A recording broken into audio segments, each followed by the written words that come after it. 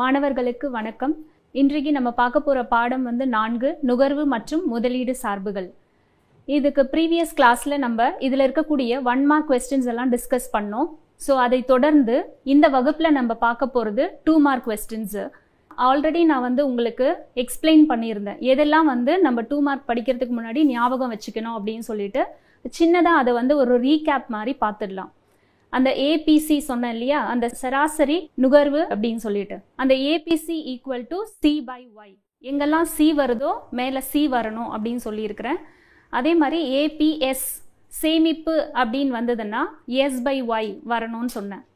அதே மாதிரி எம் இறுதிநிலை நுகர்வு நாட்டம் அப்படின்னு வரும்போது எம் வரும்போது நம்ம என்ன எழுதணும்னு சொல்லியிருக்கேன், டெல்டா. அதை ஞாபகத்தில் வச்சுக்கணும். சி வரும்போது நம்ம என்ன பண்ணணும், delta C by delta Y.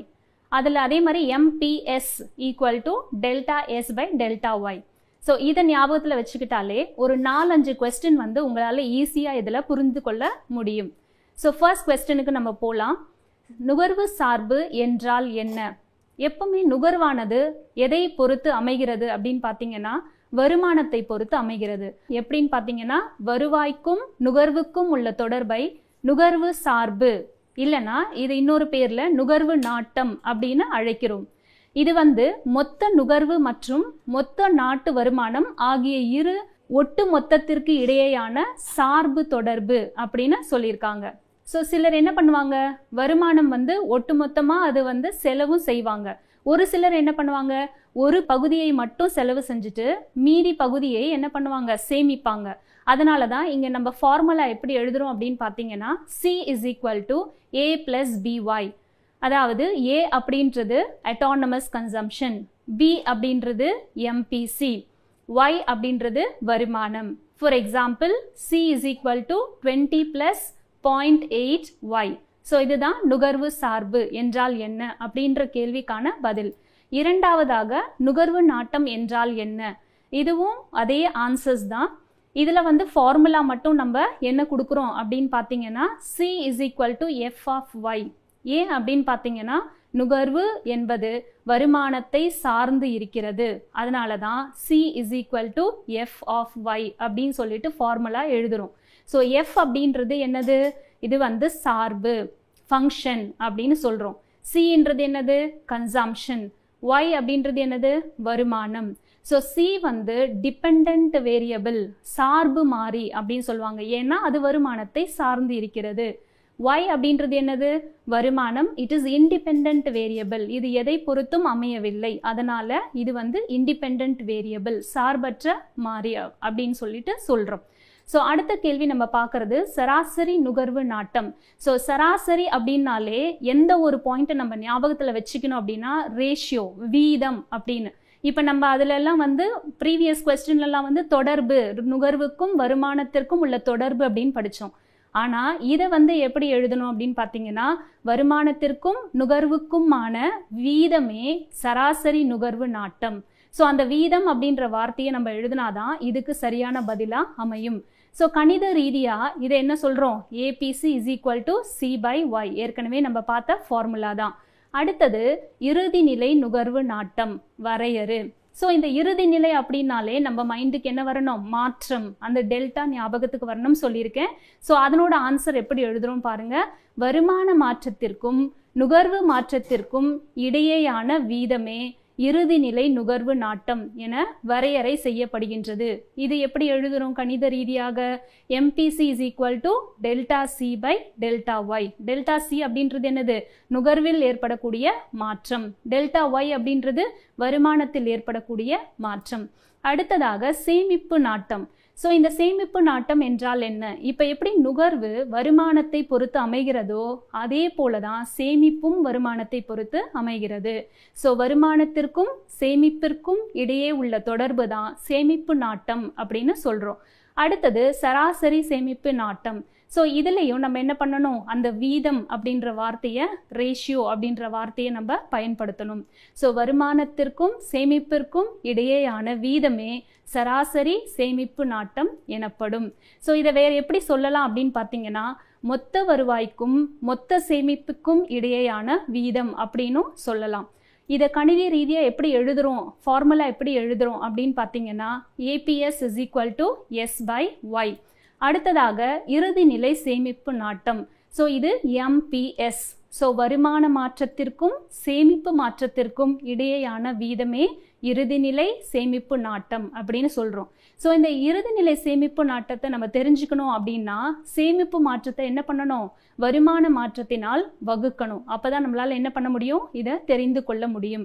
இதுக்கான ஃபார்முலா என்ன அப்படின்னு பார்த்தீங்கன்னா MPS is equal to delta S by delta Y. delta S அப்படின்றது சேமிப்பு மாற்றம், delta Y அப்படின்றது வருமான மாற்றம்.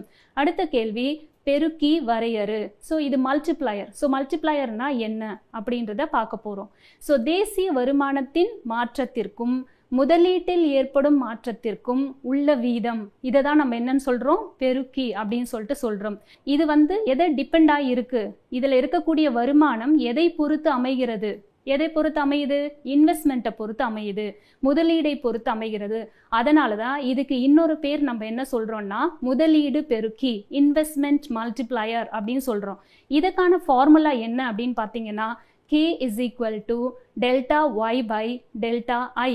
அடுத்ததாக முடுக்கி வரையறு, ஆக்சிலரேட்டர். இப்போ மல்டிப்ளையர் இன்கம் எதை டிபெண்ட் ஆகிருக்கு, இன்வெஸ்ட்மெண்ட்டை டிபெண்ட் ஆகிருக்கு. இங்கே ஆக்சிலரேட்டர் இந்த முதலீடு எதை டிபெண்ட் ஆகிருக்கு அப்படின்னு பார்த்தீங்கன்னா நுகர்வு செலவு, கன்சம்ஷன் எக்ஸ்பெண்டிச்சரை டிபெண்ட் ஆகிருக்கு. ஸோ அதுதான் நம்ம என்ன அப்படின்னு சொல்கிறோம், முடுக்கி அப்படின்னு சொல்லிட்டு சொல்கிறோம். இதுக்கான வரையறை பாருங்க.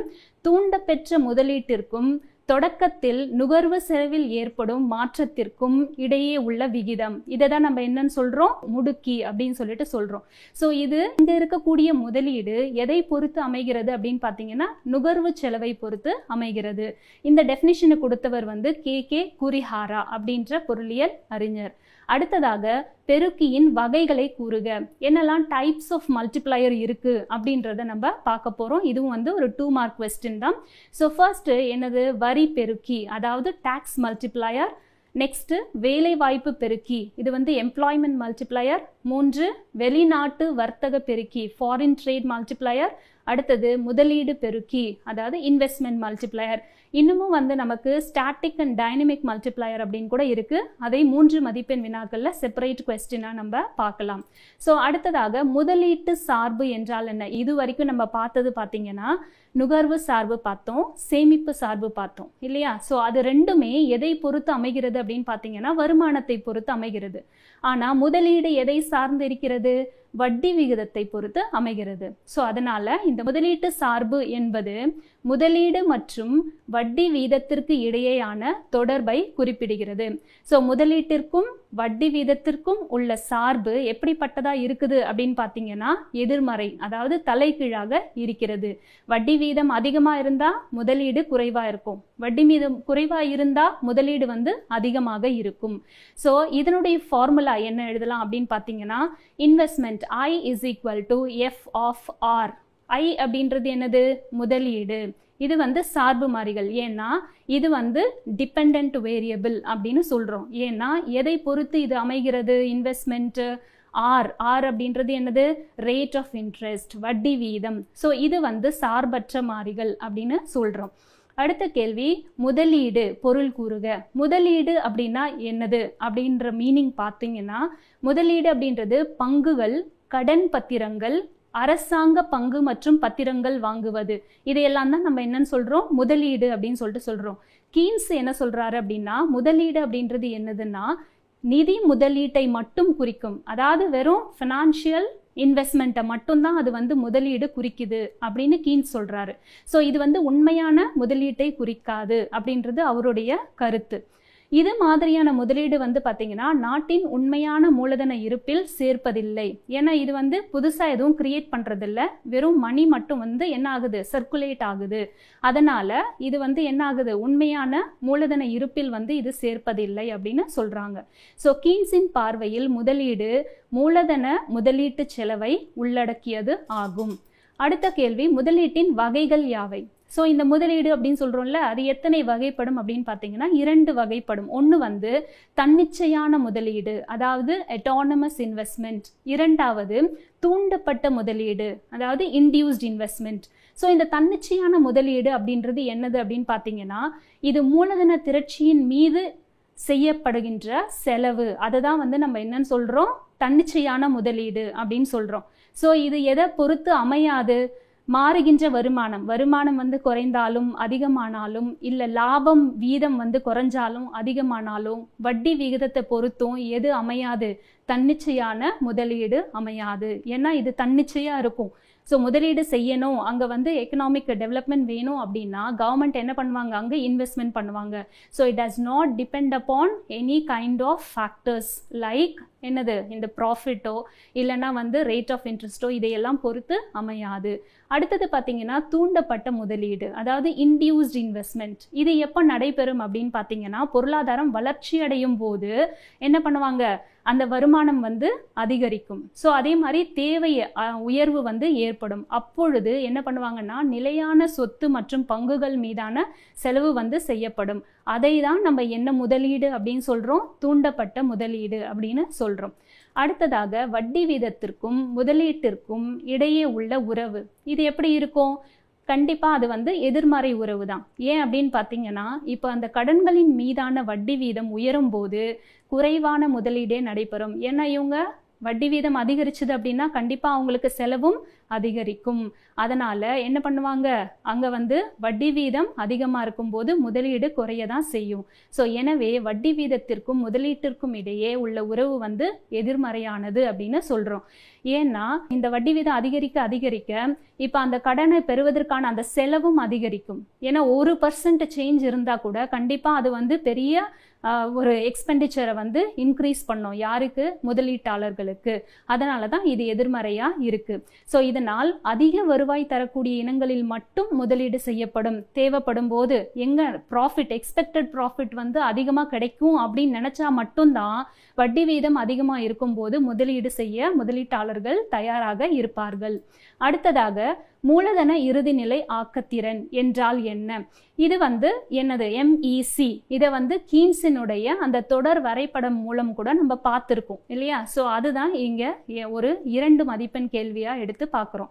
ஸோ எதிர்பார்க்கப்படும் வருவாய்க்கும் மூலதனத்திற்கான செலவிற்கும் உள்ள வீதம். எதிர்பார்க்கப்படும் வருமானம் அப்படின்னா என்ன அர்த்தம், இப்போ நம்ம ஒரு முதலீடு செய்கிறோம்னா அதுலேருந்து நமக்கு எவ்வளோ ப்ராஃபிட் கிடைக்க போகுது அப்படின்றத நம்ம முன்னாடியே கேல்குலேட் பண்ணணும். அதே மாதிரி எவ்வளோ அளவுக்கு அந்த மூலதனத்தை வந்து நம்ம வாங்குறோம், செலவு எவ்வளோ ஆகுது, எவ்வளோ பர்சன்டேஜில் ரேட் ஆஃப் இன்ட்ரெஸ்ட்டில் நம்ம அதை வாங்க போகிறோம் அப்படின்றதும் கேல்குலேட் பண்ணால் அதனுடைய ரேஷியோ தான் நம்ம என்னன்னு சொல்கிறோம், MEC, அதாவது மூலதன இறுதிநிலை ஆக்கத்திறன் அப்படின்னு சொல்கிறோம். அடுத்ததாக இந்த MEC எந்த 2 காரணிகளை சார்ந்திருக்கும் அப்படின்னு பார்த்தீங்கன்னா, முதலாவதாக மூலதன சொத்தின் மூலம் கிடைக்கும் வருங்கால லாபம். ஸோ ஃபியூச்சரில் கிடைக்கக்கூடிய அந்த ப்ராஃபிட் வந்து அதிகமாக இருந்துச்சுன்னா அந்த MEC வந்து அதிகமாக இருக்கும். மூலதன சொத்தின் அளிப்பு விலை, அந்த சப்ளை ப்ரைஸ் ஆஃப் கேபிட்டல் வந்து குறைவாக இருந்ததுன்னா இந்த MEC வந்து அதிகமாக இருக்கும். இந்த 2 ஃபேக்டர் தான் எதை நிர்ணயிக்கிறது அப்படின்னு பார்த்தீங்கன்னா, இந்த மூலதன இறுதிநிலை ஆக்கத்திறனை நிர்ணயிக்கிறது. அடுத்ததாக நெம்புகோல் இயக்க விளைவு என்றால் என்ன? ஸோ இந்த நெம்புகோல் இயக்க விளைவு அப்படின்றது என்னது, லீவரேஜ் எஃபெக்ட் அப்படின்னு சொல்லிட்டு சொல்கிறோம். ஸோ இந்த லீவரேஜ் எஃபெக்ட் எதை குறிக்கிறது அப்படின்னு பார்த்தீங்கன்னா, இந்த combined effect of multiplier and accelerator, அதாவது பெருக்கியினுடைய தாக்கமும் முடுக்கியினுடைய தாக்கமும் ஒருங்கிணைந்து செயல்படும் தாக்கம் தான் நம்ம என்ன தாக்கம் அப்படின்னு சொல்கிறோம், நெம்புகோல் இயக்க விளைவு அப்படின்னு சொல்லிட்டு சொல்கிறோம். ஸோ இது வந்து பொருளாதாரத்தில் என்ன மாதிரியான சிச்சுவேஷனை கிரியேட் பண்ணுது அப்படின்னு பார்த்தீங்கன்னா, அதிகமான அல்லது குறைவான வருமானம் பெருக்குவதை கூறுகின்றது. அது எப்படி இன்க்ரீஸ் ஆகுது, இன்கம் எப்படி வந்து இன்க்ரீஸ் ஆகுதா இல்லை டிக்ரீஸ் ஆகுதா அப்படின்றத நம்ம இந்த லீவரேஜ் எஃபெக்ட் மூலமாக கண்டுபிடிக்கலாம். ஸோ இதனோட ஃபார்முலா என்ன அப்படின்னு பார்த்தீங்கன்னா, Y is equal to C plus IA and plus IP. அதாவது Y அப்படின்றது மொத்த வருவாய், C அப்படின்னா என்னது, நுகர்வு செலவு, IA அப்படின்றது என்னது, தன்னிச்சையான முதலீடு, அதாவது அட்டானமஸ் இன்வெஸ்ட்மெண்ட் அப்படின்னு படித்தோம் இல்லையா, அதுதான் இங்கே. அடுத்தது பார்த்தீங்கன்னா IP அப்படின்னா என்னது, தூண்டப்பட்ட தனியார் முதலீடு, இன்டியூஸ்டு ப்ரைவேட் இன்வெஸ்ட்மெண்ட். ஸோ இதுதான் இந்த ஃபார்முலா பற்றி சொல்கிறோம். ஸோ இது வரைக்கும் நம்ம என்ன பார்த்தோம் அப்படின்னு பார்த்தீங்கன்னா, additional questions, book back questions எல்லாமே 2 மார்க் கொஸ்டின்ஸ் எல்லாம் டிஸ்கஸ் பண்ணோம். அடுத்தது நம்ம பார்க்க போகிறது 3 மார்க் கொஸ்டின்ஸை பார்க்கலாம். இதில் ஃபர்ஸ்ட் கொஸ்டின் என்ன இருக்குது பார்த்தீங்கன்னா, கீன்ஸின் நுகர்வு சார்ந்த உளவியல் விதியின் கருத்துக்களை கூறுக. ஸோ இவர் என்னெல்லாம் கருத்துக்கள் சொல்லியிருக்காரு, இந்த விதியில் பார்த்தீங்கன்னா 3 இம்பார்ட்டன்ட் கருத்து வந்து இவர் கொடுத்துருக்காரு. ஃபர்ஸ்ட் ஒன் என்ன சொல்லியிருக்காரு அப்படின்னா, வருமானம் உயரும் போது நுகர்வு செலவும் அதிகரிக்கும், ஆனால் சிறிய அளவாக இருக்கும். ஏன் அப்படி சொல்லியிருக்காரு? வருமானம் உயரும் போது கண்டிப்பாக எல்லாருடைய நுகர்வு செலவும் அதிகரிக்கும் தான் இல்லையா?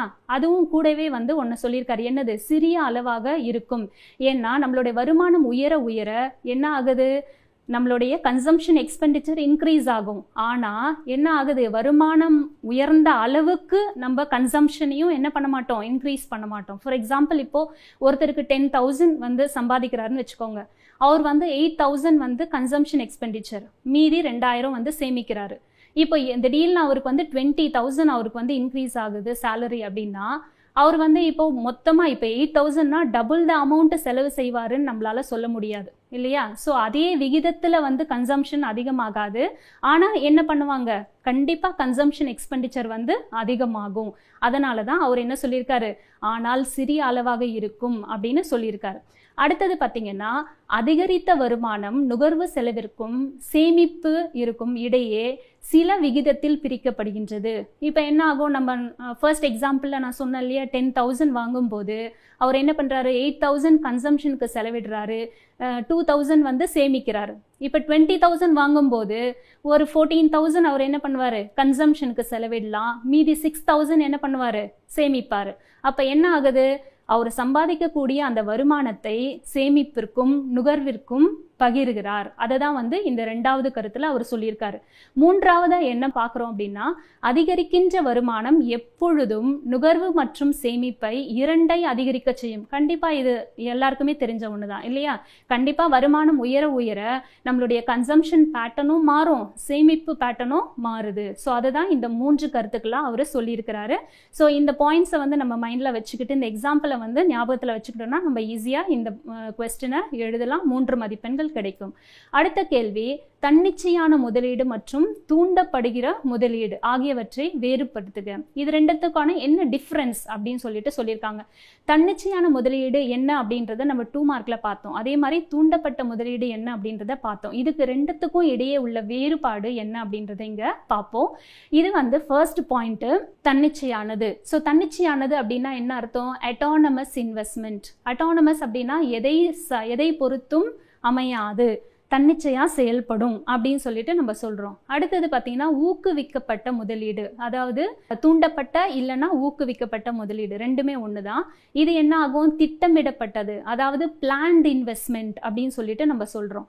அடுத்த 2வது வேறுபாடு என்னன்னு பார்த்தீங்கன்னா, வருவாயை பொறுத்து நெகிழாதது. அதாவது தன்னிச்சை முதலீடு எதை பொறுத்து அமையாது, வருமானம் இருந்தாலும் இல்லை அப்படின்னாலும் அங்கே முதலீடு நடைபெறும். அதுதான் என்னன்னு சொல்றோம், இன்கம் இன்எலாஸ்டிக், நெகிழாதது அப்படின்ற வார்த்தையை பயன்படுத்துகிறோம். இங்கே வந்து என்ன ஆகும், இது வருவாயை பொறுத்து நெகிழ்வது, வருமானம் இருந்தாதான் அங்கே வந்து முதலீடு நடைபெறும். ஸோ அதனால இது வந்து இன்கம் எலாஸ்டிக் அப்படின்னு சொல்லிட்டு சொல்கிறோம், நெகிழ்வது அப்படின்னு சொல்கிறோம். 3வது பாயிண்ட் வந்து நல நோக்கமுடையது, இட் இஸ் வெல்ஃபேர் மோட்டிவ். இங்கே வந்து நம்ம என்ன பார்க்குறோம், வெல்ஃபேர் மோட்டிவ், அதாவது கவர்மெண்ட்டை ஞாபகத்தில் வச்சுக்கிட்டிங்கன்னா இதை வந்து ஈஸியாக எழுதலாம். கவர்மெண்ட் என்னெல்லாம் பண்ணுவாங்க, it does not depend upon the income level. கண்டிப்பாக அங்கே ஒரு முதலீடு பண்ணணும், நம்ம பொருளாதாரத்தில் வளர்ச்சி அடையணும் அப்படின்னா அவங்க வந்து இன்வெஸ்ட்மெண்ட் பண்ணுவாங்க. ஸோ இது தன்னிச்சையானது, வருவாயை பொறுத்து நெகிழாதது, நல நோக்கமுடையது. அதே இதில் ஊக்குவிக்கப்பட்ட முதலீடுல திட்டமிடப்பட்டது, அடுத்தது வருவாயை பொறுத்து நெகிழ்வது, லாப நோக்கமுடையது. எப்பவுமே அந்த பிரைவேட் இன்டியூஸ்ட் இன்வெஸ்ட்மெண்ட் பார்த்தீங்கன்னா எதை பொறுத்து அமையும்னா அங்கே கிடைக்கக்கூடிய அந்த லாபத்தை பொறுத்து அந்த முதலீடு அமையும். இதுதான் இது இரண்டிற்கும் உள்ள வேறுபாடு. 3வதாக இந்த நுகர்வு சார்பை பாதிக்கிற ஏதேனும் 3 அக மற்றும் புற காரணிகளை விளக்குக. நம்ம நுகர்வு சார்பு அப்படின்னா என்னன்னு பார்த்தோம், அதனுடைய எல்லா இதுவையும் ஃபார்முலாஸ் எல்லாத்தையும் நம்ம பார்த்தோம் இல்லையா? ஸோ இப்போ அதை பாதிக்கின்ற காரணிகள், இப்போ அந்த கன்சம்ஷன் ஃபங்க்ஷனை என்னெல்லாம் ஃபேக்டர்ஸ் வந்து எஃபெக்ட் பண்ணுது அப்படின்னு பார்த்தீங்கன்னா 2 ஃபேக்டராக பிரிச்சிருக்கோம். ஒன்று வந்து அகக்காரணிகள், இன்னொன்று புறக்காரணிகள். இந்த அகக்காரணிகளில் முதலாவது நம்ம பார்க்க போகிறது முன்னெச்சரிக்கை நோக்கம். எதுக்காக வந்து நம்ம வந்து பணத்தை செலவிடாமல் ரொக்கமாக வச்சிருக்கோம் அப்படின்னு பார்த்தீங்கன்னா, எதிர்பாராமல் ஏற்படும் நிகழ்விற்காக. சப்போஸ் ஏதாவது வந்து எனிதிங் ஹேப்பன்ஸ் இல்லையா, நம்மளால ப்ரெடிக்டே பண்ண பண்ண முடியாது. ஸோ அதனால ஏதாவது வந்து எதிர்பாராத விபத்தோ இல்லைன்னா ஏதாவது வந்து நமக்கு சிக்னஸ் உடல் நலமின்மை வருதோ அதுக்காகவும் வந்து என்ன பண்ணுவாங்க, கொஞ்சம் பேர் வந்து கையில் வந்து ரொக்கமாக பணத்தை வச்சுருப்பாங்க. ஸோ அது வந்து ஃபர்ஸ்ட் பாயிண்ட்டு. அதனால் அந்த கன்சம்ஷன் ஃபங்க்ஷன் வந்து எஃபெக்ட் ஆகுது, செலவு பண்ணாமல் கையில் சேமித்து ரொக்கமாக வச்சுருக்காங்க. ஸோ ஃபர்ஸ்ட் பாயிண்ட்டு முன்னெச்சரிக்கை நோக்கம். இரண்டாவது பாயிண்ட் பார்த்தீங்கன்னா எதிர்பார்க்கும் நோக்கம். இப்போ வந்து நம்ம நல்லா இருக்கும்போது சம்பாதிக்கிறோம், வயசாயிடுச்சுன்னா என்ன பண்ணணும், நமக்கு வந்து அந்த ஃபினான்ஷியல் சப்போர்ட் வேணும். அதுக்காக அவங்க என்ன பண்ணுவாங்க, கொஞ்சம் சேமித்து வைப்பாங்க கன்சம்ஷனுக்கு செலவு பண்ணாமல். ஸோ அதுதான் நம்ம என்ன சொல்கிறோம், எதிர்பார்க்கும் நோக்கம். ஸோ எதிர்கால தேவைக்காக விருப்பம் அப்படின்னு சொல்லிட்டு சொல்றோம். எடுத்துக்காட்டு வந்து வயதான காலத்தை சொல்லலாம்.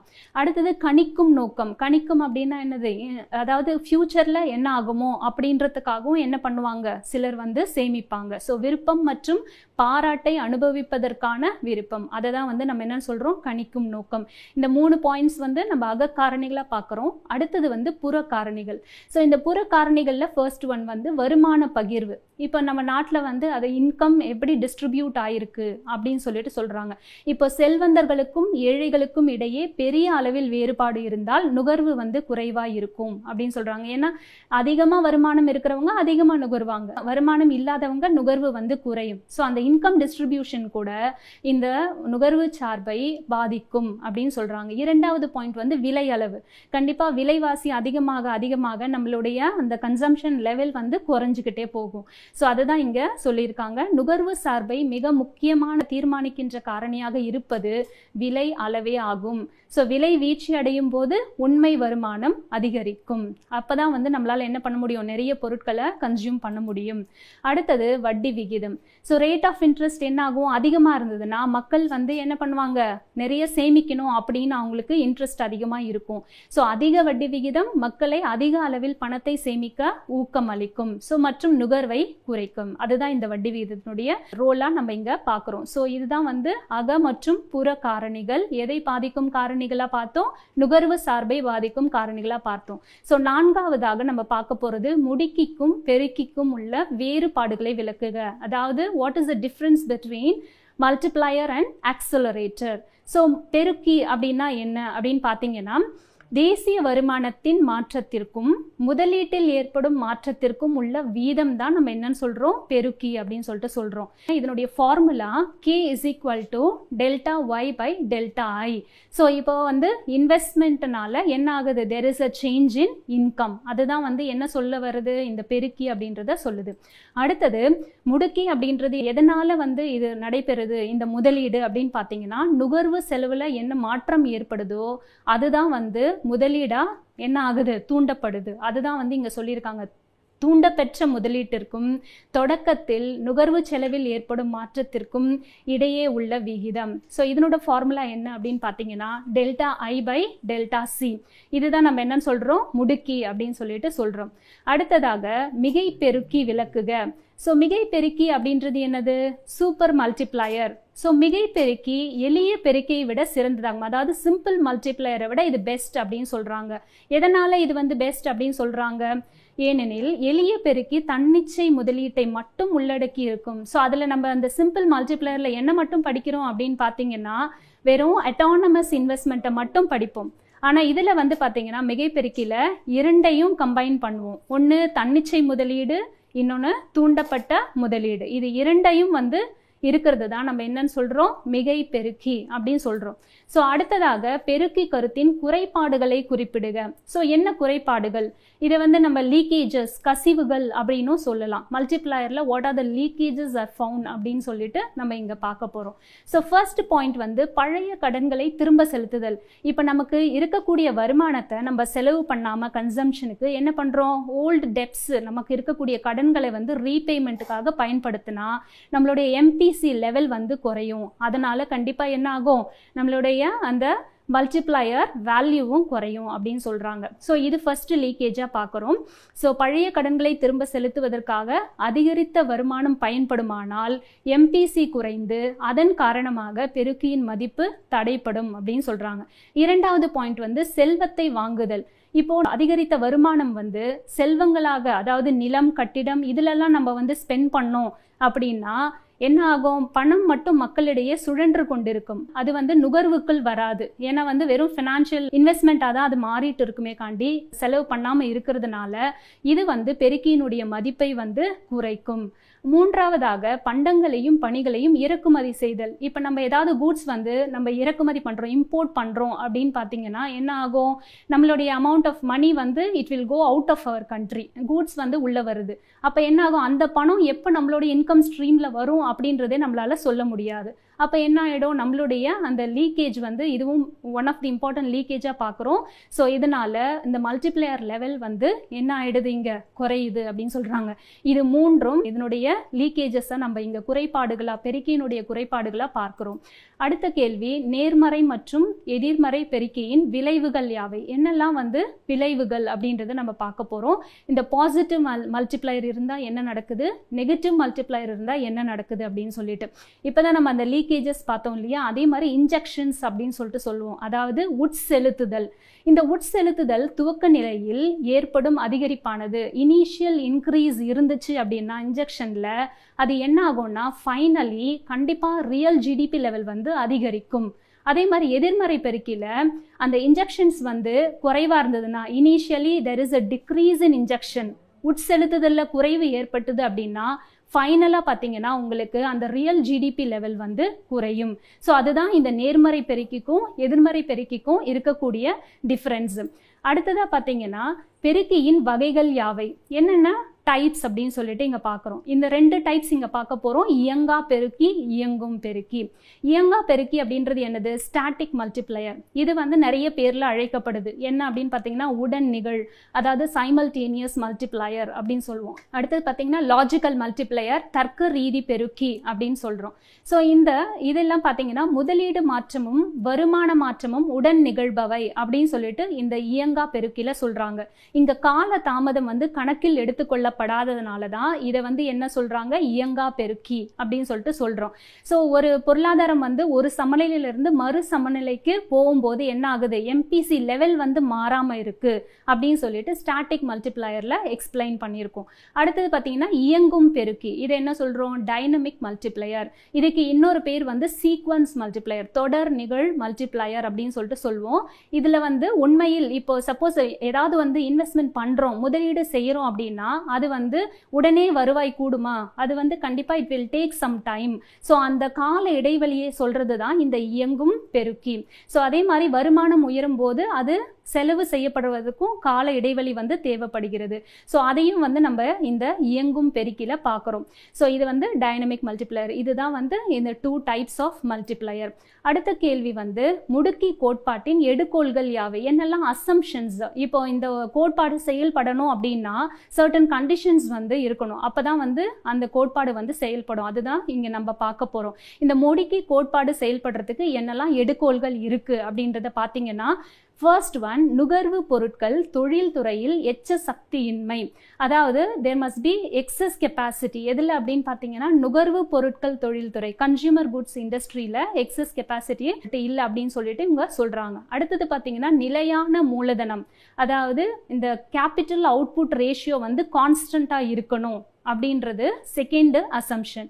மூன்றாவதா பார்த்தீங்கன்னா தேவையின் அதிகரிக்கும் தன்மை நிலையாக இருக்கும். டிமாண்ட் எப்படி இருக்கான், பெர்மனண்டா இன்க்ரீஸ் ஆகுது அப்படின்னு சொல்லிட்டு சொல்றாங்க.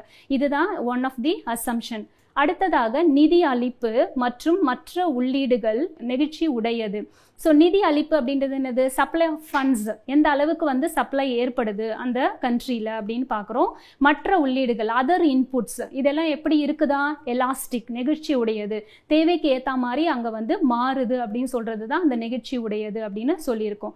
அடுத்ததாவது பார்த்தீங்கன்னா ஃபிஃப்த் ஒன், மூலதன பொருட்கள் தேவைப்படும் அளவுக்கு பகுக்க முடியும். அதாவது இந்த கேபிட்டல் குட்ஸை தே கேன் டிவிசபிள். இது வந்து அந்த கேபிட்டல் குட்ஸை வந்து டிவிசபிள் அப்படின்னு சொல்லிட்டு சொல்லியிருக்காங்க, பர்ஃபெக்ட்லி டிவிசிபிள். அதுதான் வந்து நம்ம என்னன்னு சொல்றோம், முடுக்கி கோட்பாட்டின் எடுகோள்கள் அப்படின்னு சொல்லிட்டு சொல்றோம். சோ இந்த எடுகோள்கள் என்னெல்லாம் பார்த்தோம் அப்படின்னு பார்த்தீங்கன்னா, நுகர்வு பொருட்கள் தொழில்துறையில் எச்ச சக்தியின்மை, இரண்டாவதாக நிலையான மூலதனம் வெளியீடு விகிதம், மூன்றாவதாக தேவையின் அதிகரிக்கும் தன்மை நிலையாக இருக்கும் என்று அனுமானித்தல், 4வதாக நிதி அளிப்பு மற்றும் மற்ற உள்ளீடுகள் நெகிழ்ச்சி உடையது.